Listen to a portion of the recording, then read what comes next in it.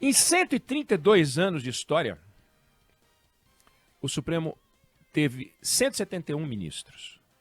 133 anos de história.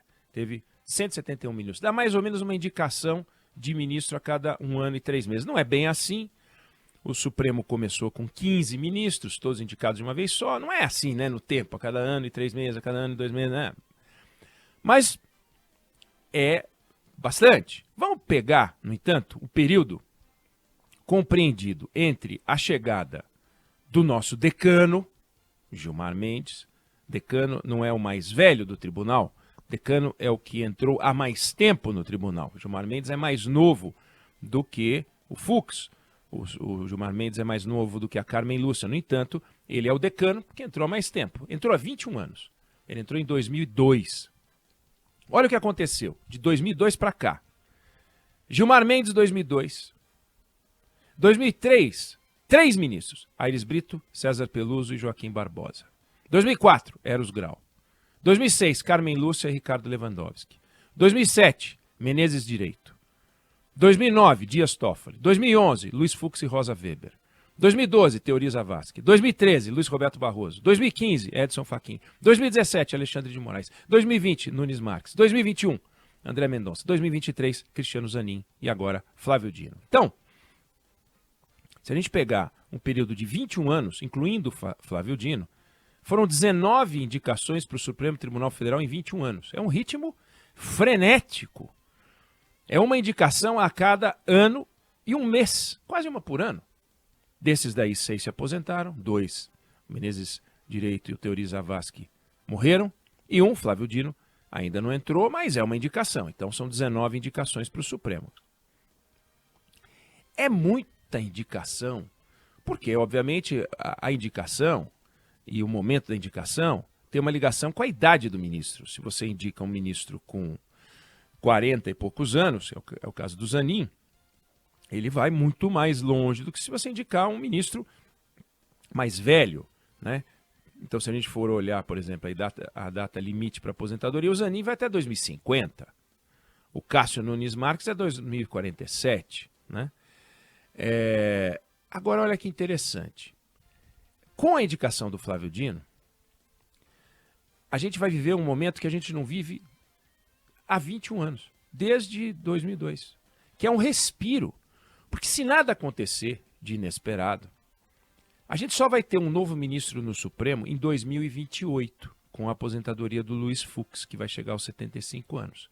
Então a gente vai ter uma certa estabilidade, uma estabilidade, né, na composição do Supremo pelos próximos 5 anos. Claro, um pode sair para ser indicado para um ministro, outro pode resolver antecipar a aposentadoria, não importa, as coisas acontecem, mas se não acontecer nada diferente, a gente só vai ter uma mudança em 2028, ou seja, Flávio Dino é o último dos moicanos numa safra em que de 2002 para cá a gente vem com 19 indicações em 21 anos, e aí dá uma parada.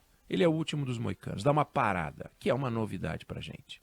Uma estabilidade, que é uma novidade para a gente. Pelo menos na composição, para a gente dar um respiro. Vamos dar um tempo.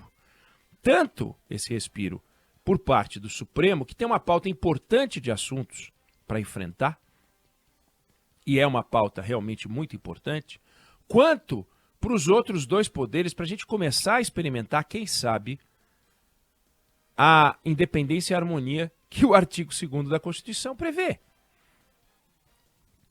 Porque é uma tensão brutal. Claro, não vamos ser ingênuos, né? Nós não vivemos num mundo de desenho animado, Teletubbies, não existe. Teletubbies é fogo, hein, Fábio? Esse é antigo, faz tempo, hein? Esse faz tempo. Mas também faz tempo essa tensão. A Teletubbies. A gente não vive no mundo dos Teletubbies. A gente não vive no mundo da harmonia de desenho animado, com aquelas cores, né, de desenho animado, o rosa, o azulzinho, o verdinho, os jardins floridos. Isso não existe. Não dá para ser ingênuo e achar que a relação entre os poderes não contém tensão. Sempre teve tensão. Começa pela tensão interna. A gente viu várias cenas. Luiz Roberto Barroso versus Gilmar Mendes. Nós vimos brigas. Moreira Alves versus Sepúlveda Pertence. Estou voltando no tempo. Se voltar mais ainda no tempo, com 2 anos de Supremo, já tinha ali registro de divergência interna entre uma ala de ministros que pensava de maneira mais política e outra ala de ministros que pensava de uma maneira mais técnica. Não é de hoje, portanto, essa discussão de politização da corte, que, claro, nunca foi tão forte como agora, isso é um fato. Mas existe e sempre existiu. E a tensão externa, no jogo entre os poderes, que também começa lá atrás, na República Velha. O primeiro presidente civil brasileiro, Prudente de Moraes, ele chegou a enviar uma mensagem para o Congresso escrevendo que não aguentava o Supremo defender as liberdades individuais dos inimigos políticos dele. O primeiro presidente civil, hein? Já estava reclamando, porque as decisões do Supremo incomodam. Hermes da Fonseca, Arthur Bernardes, eles chegaram ao cúmulo de não cumprir decisões do Supremo. E queriam a mesma competência para, no caso do Hermes da Fonseca, para interpretar a Constituição, o que é um absurdo. Você pega, portanto, histórias de tensão. É normal que isso aconteça, né? É normal. O Supremo Tribunal Federal, que nasce sob a inspiração da Suprema Corte Americana, uma das missões é defender os direitos fundamentais das pessoas, dos indivíduos, contra o abuso do Estado. E se você se insurge contra os abusos do Estado, nada mais natural do que os outros poderes do Estado reagirem. E reagem mesmo. O problema é que, muitas vezes, essa defesa que o Supremo faz começa a ganhar contornos e interpretações de que ela própria se transforma num abuso do Estado. Então, o órgão criado sob a inspiração da Suprema Corte para defender contra os abusos começa a ser acusado ele próprio de cometer abusos. E um dos abusos é a febre de decisões monocráticas que dão aos ministros do Supremo poder que os constituintes de 88 não imaginavam conferir quando redigiram a carta. Queria o quê? Que o Supremo tivesse o que sempre existiu nas constituições brasileiras, com raras exceções, a prerrogativa, não é o direito, a prerrogativa de determinar que uma lei é ou não constitucional, porém, pelo seu colegiado. Trata-se de um órgão colegiado. Não são 11 e todos eles representam pela parte o todo. Não. O ministro do Supremo não representa o Supremo.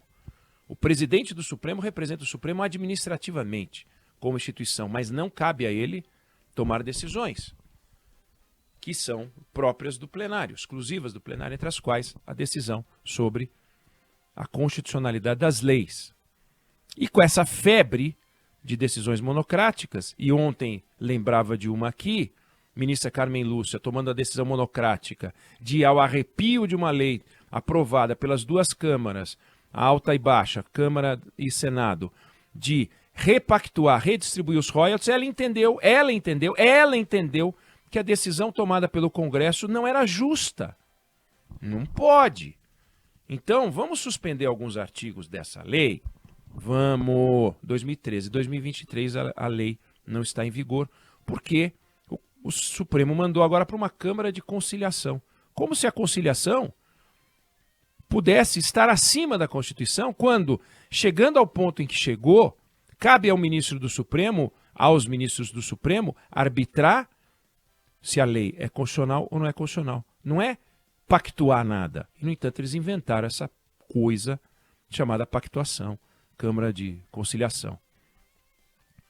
E aí surge uma tensão, que em alguns casos tem que ser vivida, como nessa PEC acertadíssima, aprovada pelo Senado, que resta ver o ritmo que vai dar a ela, Arthur Lira, para que os votos individuais não sejam usados na análise da constitucionalidade das leis. Citei o caso dos royalties, 10 anos parado lá.